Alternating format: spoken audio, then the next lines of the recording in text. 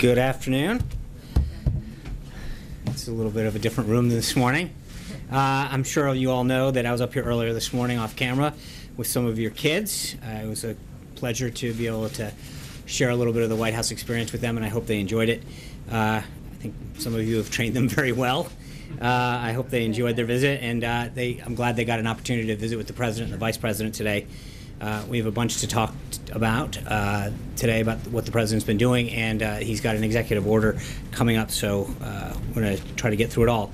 This morning, the President welcomed the President and Mrs. Macri of Argentina for an official visit. As you know, the President and the First Lady of Argentina just left, so we will have a readout for you very shortly on that. We've got at 2 p.m. the President will be signing a memorandum on aluminum imports and threats to national security, so we'll try to keep this briefing on time. I know Secretary Ross spoke about the memo that the President's signing a bit yesterday, but I want to reiterate that the American aluminum industry is in trouble, having declined down to the lowest levels of aluminum that we've produced since 1952. It is critical for our national defenses, the Army ground vehicles and the Air Force jets, the Navy warships, but American companies are producing less aluminum than before, especially in the high purity aluminum that's used to build things like the F-35, the F-18, and the C-17s. The Secretary of Commerce has initiated an investigation to determine what effect our reliance on imported aluminum has on both national and economic security. The memo the President will sign today, similar to the memo he signed on steel, elevates this investigation and directs the Secretary to prioritize its completion. This memo, combined with similar action on steel, is an important step towards fulfilling the President's promise to, quote, put American steel and aluminum back into the backbone of our country. The President has been speaking about revitalizing the American manufacturing industry for quite a long time. Another one of the President's most significant pledges has been to ensure that the men and women who have served this nation in our military have the care, treatment, and support they so greatly deserve. So later this afternoon, the President will go to the Department of Veterans Affairs, where he will sign an executive order that will take serious action to fix the broken VA system through the establishment of the new VA Office of Accountability and Whistleblower Protection, which will remove and discipline federal employees and managers who have violated the public's trust while protecting employees that speak out about wrongdoing. The President will be joined at the VA by several veterans and their spouses who have experienced or witnessed firsthand the poor quality of treatment that unfortunately too many of these heroes have received at VA facilities, including Sergeant Michael Vierto, who lost his leg and arm when he stepped on an IED in Afghanistan in 2010, and his devoted wife and caregiver, Sarah. The President is making it clear that the delays and improper care experienced by these veterans is unacceptable. The President's action today comes on top of his signing the Veterans Choice Improvement Act last week, which gives more veterans the option of seeing the doctor of their choice without traveling long distance or waiting for VA care. These actions, which are only the beginning of his plans to modernize the VA, the President is making it clear that the Trump administration will not accept anything but the best for those who have served our nation. Today, as with every day this week, as we approach the 100th day in office for this President, he is continuing to follow through on some of the biggest promises that he made to the American people. On Monday, he hosted a working lunch with members of the United Nations Security Council, reiterating his dedication to making America a leader in the world. On Tuesday, he prioritized the protection of the farmers and ranchers of America's heartland by establishing the Interagency Task Force on Agriculture and Rural Prosperity. Today, he took several important steps to review massive federal land grab by the previous administration under the Antiquities Act and egregious federal overreach. That was yesterday, actually. And today, as I mentioned, he's taking action on trade and veterans. As we speak of trade, I know last night you saw a readout of the President's call with President Peña Nieto and Prime Minister Trudeau. As the President just said, the President and the Prime Minister called him and asked him to renegotiate NAFTA rather than terminate it. The President has a great deal of respect for these two countries and their leaders, and he said that he would hold on the termination while we negotiate a better and fairer deal for America and its workers. But the President also made it clear that if the parties are unable to agree on a deal that is fair for American workers and companies after renegotiation, giving renegotiation a good shot, he will move forward with termination. And with that, take some questions. What changes in NAFTA does the President hope to achieve through renegotiation? Well, I think when you look at the various sectors, it's obviously being a multilateral agreement. There are areas in Canada sectors, whether it's agriculture, manufacturing, services, that we look on both of them where I think there's both a modernization, recognizing the world has changed, and also some trade imbalances and issues that have come up, and also, frankly, some areas that fall outside the scope of NAFTA as it was negotiated at the beginning that I think we want to look at. Obviously, the issue of dairy came up, right? So that's an area that we would want to look at as well. And so part of this is to look at not just the existing agreement, but areas and sectors and industries that have fallen outside, or because over the last couple decades have not kept up with what the promises and the commitments that were made. But we've got a ways to go. Matt. Thanks, John. As you know, under both the Reagan and Bush administrations, concerns about tax cut fueled deficits were dismissed with promises of growth. And we're hearing that same sort of rhetoric now. The deficit increased a great deal under both those administrations after the tax cuts. What's different about the president's plan that won't lead to the same sort of ballooning of the deficit? Well, there's a few things. Number one, we outlined those principles yesterday. We've got a lot of work to do with Congress, and I think it's moving in a very positive direction. There's a lot of pay-fors, as they call them, in this proposal that will continue to be refined as we move forward and negotiated with Congress. So there's a lot of things, but I think the president laid out a plan that achieves or seeks to achieve three basic things. One is economic growth and job creation. Two is a simplification so that the American people can actually file their taxes in a rather normal process that doesn't require a ton of money and time. And three is to do stuff that makes create a better business climate that makes sure that manufacturing and job creation and people want to hire here, and that we help the middle class. Those are the three guiding principles that the president has. As we do that, one of the things that you recognize through a lot of the models here is that you're going to achieve greater economic growth. It's something that we saw both following the tax cuts in the Kennedy administration and the Reagan administration. I think that we can achieve greater growth, economic prosperity, and job creation under the plan that the president laid out. John. Thanks a lot, Sean. You may have seen the news about the Office of the Inspector General announcing that it's launched an investigation into the payment that the former National Security Advisor Michael Flynn received prior to becoming the National Security Advisor from RT, Russia Today, which is an entity of the Russian government. What's your reaction to that, first of all? I think that's appropriate. If they think that there's wrongdoing, that the department's Inspector General should look into that. Are you satisfied with the vetting that was done of General Flynn by the transition team before he came on board as the National Security Advisor? So that's a great question. I appreciate you bringing it up. Let's walk through that for a second. General Flynn was a career military officer who maintained a high-level security clearance throughout his career in the military. His clearance was last reissued by the Obama administration in 2016 with full knowledge of his activities that occurred in 2015, as you point out. So the issue is, he was issued a security clearance under the Obama administration in the spring of 2016. The trip and transactions that you're referring to occurred in December of 2015, from what I understand. So, obviously there's an issue that, as you point out, the Department of Defense Inspector General is looking into. We welcome that, but all of that clearance was made by during the Obama administration, and apparently with knowledge of the trip that he took. So that's how the process works, and I welcome the Department of Defense's IG's review. Jordan. If he wasn't fired by the president if he wasn't fired by the president for lying to the vice president, would he still have a job today, right here at the White House? I will just say that I think the president made the right call at the right time, and it's clearly paid off. Jordan. Thank you, John. Given the progress that congressional Republicans have made on the health care talks, does the president want a vote on that bill this week?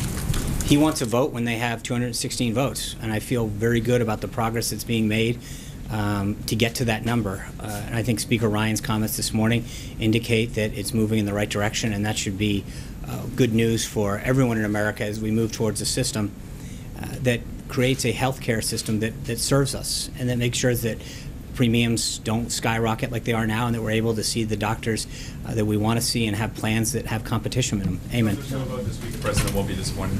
I think the president wants a vote and wants a health care system as soon as possible, but that's going to be dictated by the Speaker and the Majority Leader and the Majority Whip in the House when they feel they have the votes. That being said, as we've now maintained for the last several days, we feel very positive about the work that's being done to get to that and the reaction that we're having.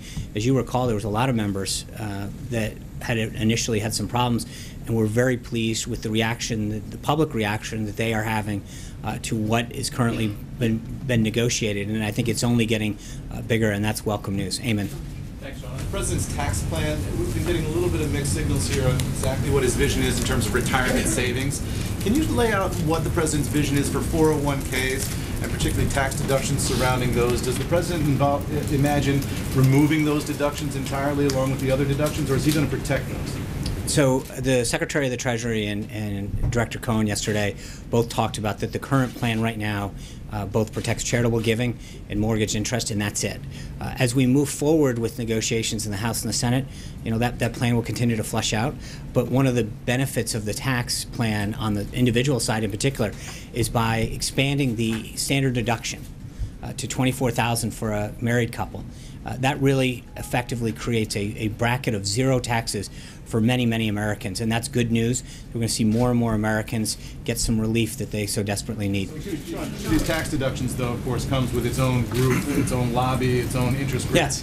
They fight very hard for these things. Are you guys prepared for a battle on all those tax deductions, eliminating all of those? I mean, politically, that's a big lift. Well, I think the one interest that the president's going to fight for are the American people and the American worker. That's what he made his entire campaign about, is putting America first, and he's going to fight hard. His special interest is the American people, and making sure that whether it's putting more money in their pocket or making sure that the economic growth leads to more jobs and greater manufacturing, that's the one interest that he's fighting for every day. So we'll do battle with whoever we have to achieve a greater outcome for Americans and American workers. Zeke. General Flynn. General Flynn, first you said earlier, you emphasized the Obama administration had reissued his clearance last year. Yeah. So is the implication there that we should be taking that if the Trump administration was the one adjudicating his clearance this year, he would not have been issued that clearance now that the White House knows everything that there is about General Flynn? No, I think I'm just making sure people understand the process and how it works. And the way a process works is that if you have a top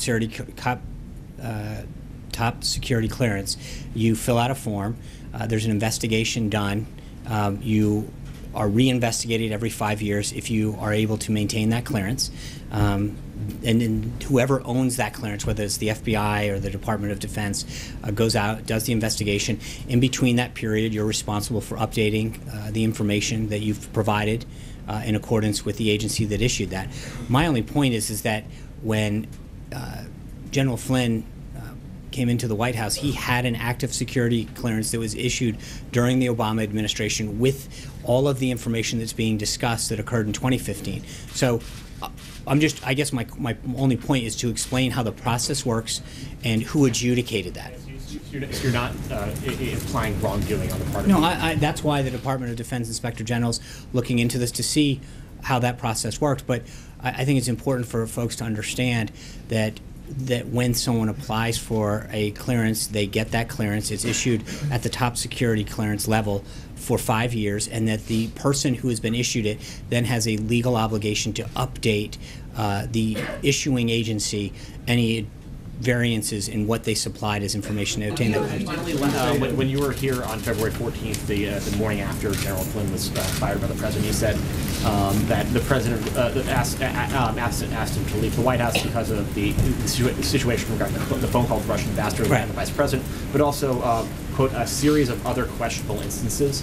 I was hoping now you can provide some more information now that more, some of his financial dealings in particular are now have come to light. Is that what led to his termination at the White House? I think we addressed it at the time, and I think but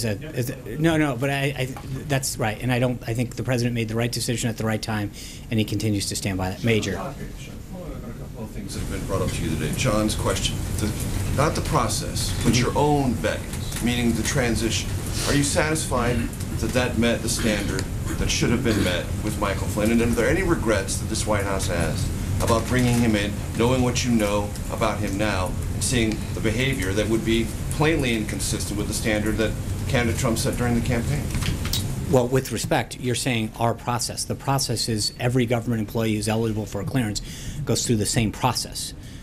So it's not, we don't have a unique process. That's not the only question you asked Michael Flynn. Couldn't possibly be the only thing you asked him. When someone comes in, the question is, do they have a clearance? If not, they apply for one.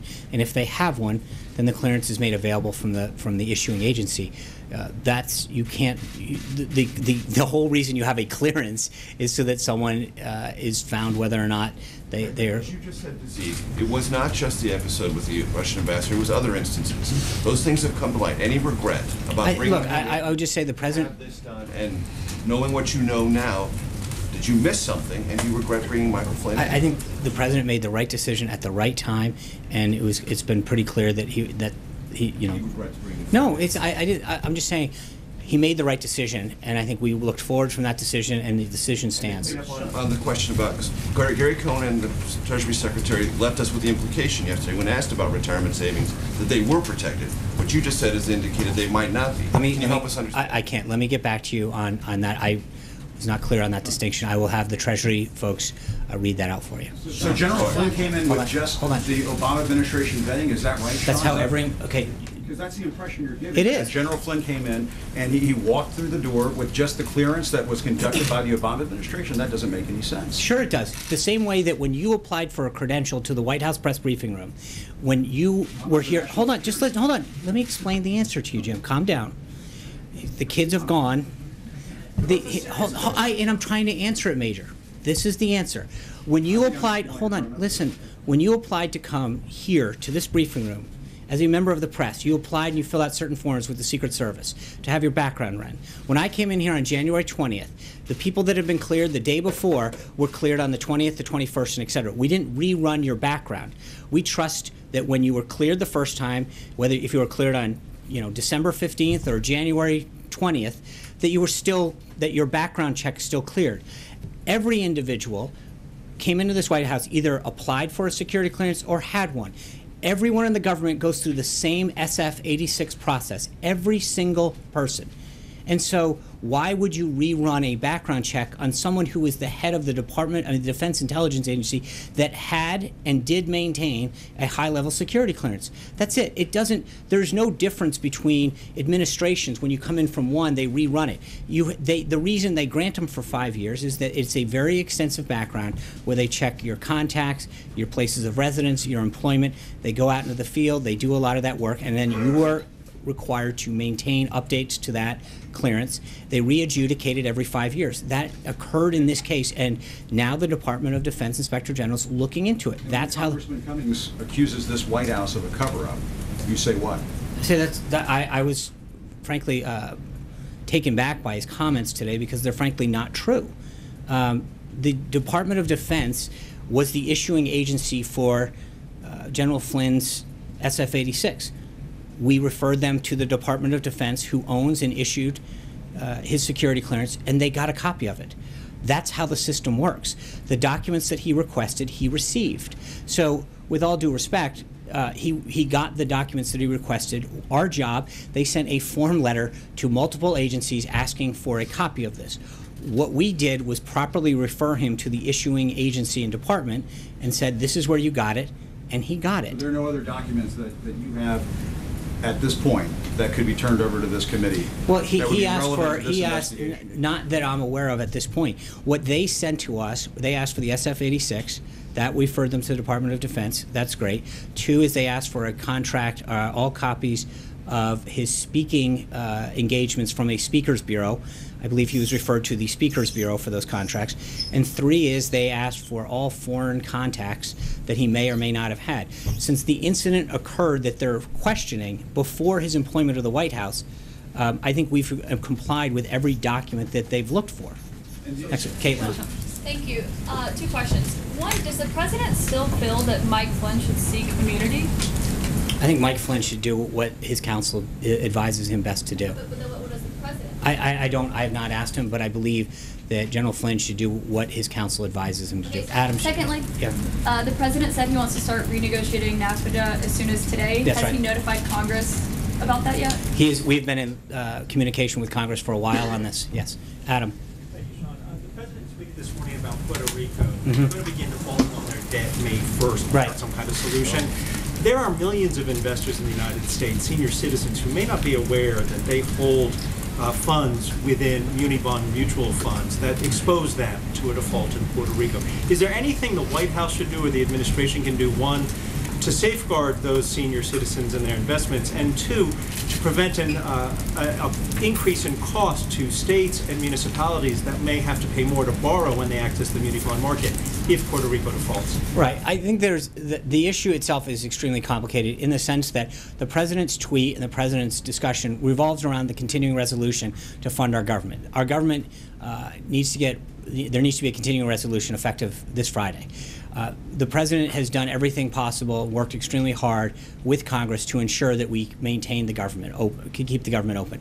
The Democrats at the last minute have come in and thrown a lot of monkey wrenches into the ability for this to get done, despite the president doing everything that he can to show good faith to keep this going. So it's not just a question of they keep moving the goalpost. And the issue right now is to make sure that we do what's in the best interest of this country and our people by keeping the government open. That's the issue at hand right now, not a question of whether or not that can be dealt with. There are ways that that issue can be dealt with, but throwing in it at the last minute and trying to gum up keeping the government open is probably not the most effective way.